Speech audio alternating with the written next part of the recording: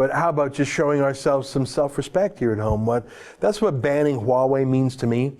And here's what else I mean. Look at this story here. Censored by a tech giant, Chinese tech giant, Canadians using WeChat app say they're being blocked. WeChat censorship in China itself has been well documented, but the app may now be extending its tight control over content to this country too. So this is in today's Post Media Network. Here's the story. As publisher of one of Canada's few Chinese language newspapers that dares to cover Beijing critically, Jack Jia feels he has a duty to give his readers balanced, skeptical reporting. We're going to have to interview this Jack Jia if he's a democracy activist. Back to the story.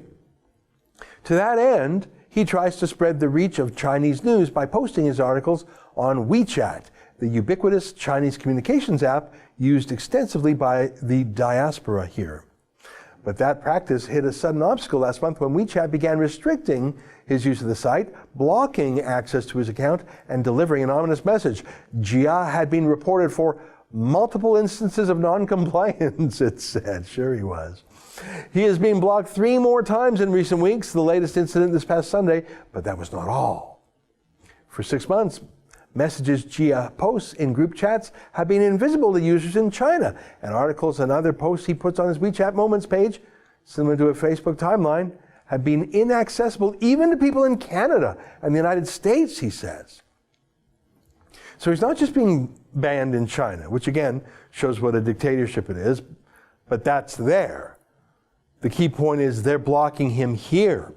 He's a Canadian, he's talking about news written in Canada, he wants to communicate with other Canadians. It's not violent, it's not pornographic, it's nothing that would result normally in being banned. It's that China is now using companies with roots in China to strangle democracy and free speech in the West. We showed you that American girl, a Muslim girl, who was talking, she's a teenager, talking about Chinese concentration camps. She was deplatformed from the Chinese app called TikTok. In America, she's an American girl. So here's my point. China is using these apps to censor and punish here. Those are actions to punish, to censor. So obviously they're using them for surveillance, as in they needed to know what Jack Jia was doing and what that teenager Feroza Aziz were saying. They needed to know that they were saying something contrary to Chinese policy, as in they needed to spy on them before they made the decision to punish them. So we know they're spying through apps, through technology. Obviously, they'd be spying through Huawei hardware too. China is confident. China is arrogant. China doesn't care about your feelings. China will do whatever it can get away with. I'm talking about the Chinese dictatorship, not good Chinese people. I'm talking about the Communist Party. Here's a story from a few years back.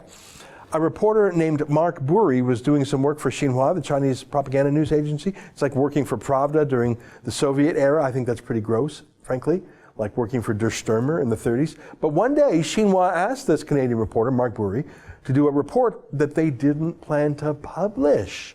Here, let me read from the story. They tried to get me to write a report for the Chinese government on the Dalai Lama, using my press credentials as a way of getting access I wouldn't otherwise have. Mr. Burry, a longtime freelancer who has written for several major Canadian newspapers, said in an interview with the National Post. He alleges there are individuals within Xinhua who are acting as spies, seeking to monitor practitioners of the spiritual movement Falun Gong, the Dalai Lama, and any other critics of the Chinese government in Canada. That I know for sure. So they wanted this reporter's information, but not to publish the information, but to give it to the embassy, give it to the Communist Party directly.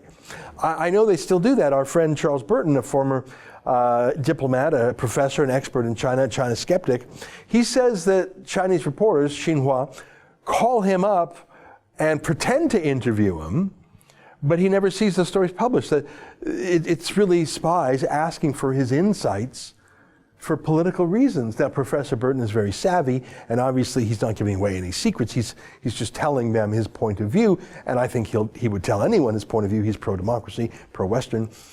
But that's what Xinhua is, understand. They're spies, pretending to be journalists. They're human versions of WeChat and TikTok and Huawei. That's why Stephen Harper banned Xinhua journalists from going with Harper to his tour of the Canadian Arctic. Isn't that interesting? He knew they would be spying for China, not doing real journalism, so he banned them. What a contrast to Justin Trudeau, who was letting Huawei literally build our northern communications networks. Oh, by the way, look at this. It's a list of officially accredited journalists in our Canadian press gallery in Parliament in Ottawa. Look at that. Xinhua, People's Daily. The press gallery, these are people who ban rebel reporters from reporting on our Parliament. They ban us, but they approve Xinhua and the People's Daily. They're not just propaganda organs for China, they are spies. I wonder what the quid pro quo there is. Are they just stupid liberals who love China for ideological reasons? Or are they literally bribed like so many other people that China works over? I don't know, but I do know this. We need to stop this. We need to ban Huawei. That's why we set up banhuawei.com. And we need to realize who our geopolitical enemies and friends are. That's an excerpt from the Ezra Levant Show, which is a show I do every day. I do a monologue, interview an interesting guest, and then I read my hate mail. But you've got to subscribe to it, which you can do at premium.rebelnews.com.